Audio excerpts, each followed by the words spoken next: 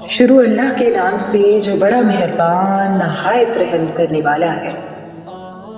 और याद करो जब मूसा ने अपनी कौम के लिए पानी तलब किया तो हमने फरमाया कि पत्थर पर अपना असा मारो, तो फौरन इसमें से 12 चश्मे बह निकले और हर गिरोह ने अपने पानी पीने की जगह को पहचान लिया।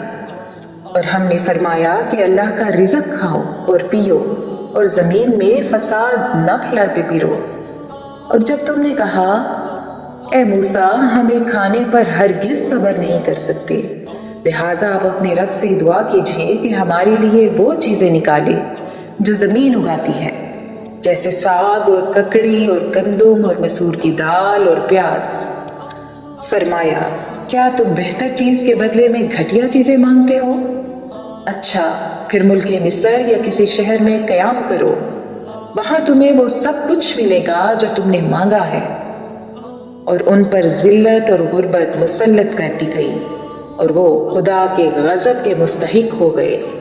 ये ज़िल्लत और गुर्बत इस वजह से थी कि वो अल्लाह की आयतों का इनकार करते थे और अंबिया को नाहक शहीद करते थे। और ये इस वजह से थी कि उन्होंने नाफरमानी की और वो मुसलसल सरकशी कर रहे थे।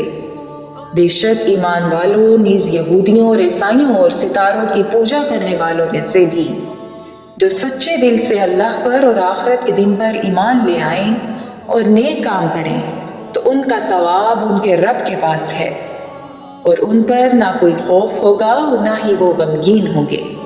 और याद करो जब हमने तुमसे अहद लिया और तुम्हारे सरों पर तूर पहाड़ को मुअल्लक कर दिया और कहा कि मजबूती से थाम लो इस किताब को जो हमने तुम्हें अता की है, और जो कुछ इसमें बयान किया गया है इसे याद करो, इस उम्मीद पर कि तुम परहेजगार बन जाओ। इसके बाद फिर तुमने रूगर्दानी इख्तियार की, तो अगर तुम पर अल्लाह का फजल और उसकी रहमत ना होती तो तुम नुकसान उठाने वालों में से हो जाते। और यकीनन तुम्हें मालूम है वो लोग जिन्होंने तुम में से हफ्ता के दिन में सरकशी की, तो हमने उनसे कहा कि धुतकारे हुए बंदर बन जाओ। और हमने ये वाक़या इस वक्त के लोगों को और उनके बाद वालों के लिए इबरत और परहेजगारों के लिए नसीहत बना दिया। और याद करो जब मूसा ने अपनी कौम से फरमाया बेशक अल्लाह तुम्हें हुक्म देता है कि गाय ज़िबा करो, तो उन्होंने कहा कि क्या आप हमारे साथ मजाक करते हैं?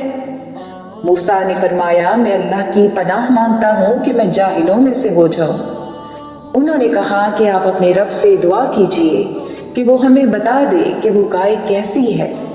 फरमाया अल्लाह फरमाता है कि वो एक ऐसी गाय है जो ना तो बूढ़ी है और ना बिल्कुल कम उम्र, बल्कि इन दोनों के दरमियान हो, तो वो करो जिसका तुम्हें हुक्म दिया जा रहा है।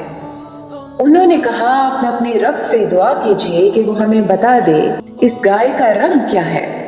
फरमाया कि अल्लाह फरमाता है कि वो पीले रंग की गाय है जिसका रंग बहुत गहरा है, वो गाय देखने वालों को खुशी देती है।